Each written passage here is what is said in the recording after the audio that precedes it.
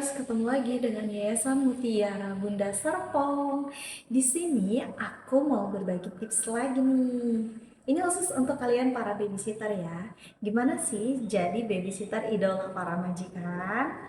Oke, kalau menjadi babysitter yang disayang dan dipercaya oleh majikan, biasanya bukan cuma soal jaga anak aja ya guys, tapi juga tentang sikap sehari-hari kita. Dan ini beberapa tips yang realistis nih.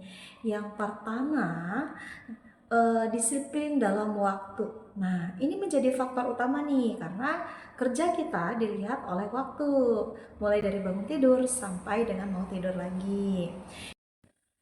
Hal kecil ini penting, walaupun ini hal kecil tapi sangat penting ya. Majikan biasanya langsung percaya sama babysitter yang disiplin dalam waktu. Ingat, catat tuh, waktu guys.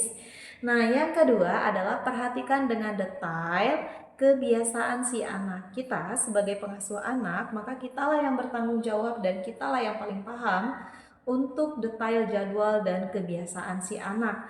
Misal si anak biasanya tidur jam berapa, bangun jam berapa, makan jam berapa, minum susunya jam berapa, suka mainan apa. Itu adalah tugas babysitter dan menjadi nilai plus kalau kita bisa menguasai kebutuhan dan jadwal si anak. Nah, yang ketiga itu jangan main HP terus. Ayo, siapa nih para babysitter yang masih suka mainan handphone? Aku aja deh. Gak boleh ya guys, mainan handphone gak boleh. Contohnya nih, boleh cek handphone kalau kita mau ngabarin si majikan atau majikan lagi mau ngabarin kita, majikan lagi di luar, itu kita boleh pegang handphone. Yang keempat, selalu kasih laporan kepada majikan. Apalagi kalau yang majikannya kerja di luar nih guys, itu menjadi nilai plus untuk kita kalau kita suka laporan. Misalnya si anak, hari ini si dedek makannya habis, atau ibu maaf si dedek tadi lari-lari lalu kebentur, jatuh, tapi udah tenang, sekarang udah gak nangis lagi. Itu majikan akan jauh lebih tenang daripada kita diem-diem ya guys.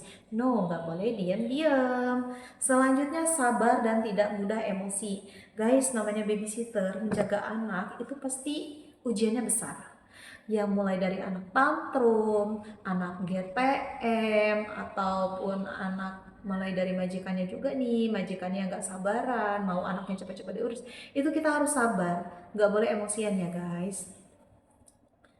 Babysitter tetap tenang dalam segala hal itu menjadi nilai plus juga nih, nggak panikan ya.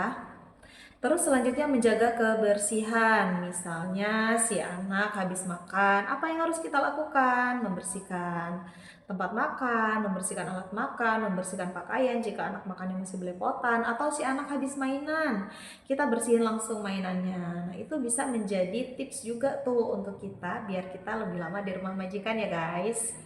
Selanjutnya itu sayang anak benar-benar dengan tulus. Guys, kita kerja jangan asal kerja, kita butuh ketulusan dari hati. Kita kalau kerjanya tulus, maka apapun yang terjadi kepada si anak, kita akan berusaha bertanggung jawab untuk membuat si anak itu tidak kenapa-napa, untuk menjaga si anak dengan sepenuh hati. Beda dengan yang asal kerja. Oke, saya kerja dari jam segini sampai jam segini. Oke, saya tugasnya cuma mandiin anak, cuma ngasih makan anak. Nah, itu beda ya guys. Ternyata kerja dengan hati dengan kerja asal kerja aja. Ini ada bonus tips juga loh untuk kalian.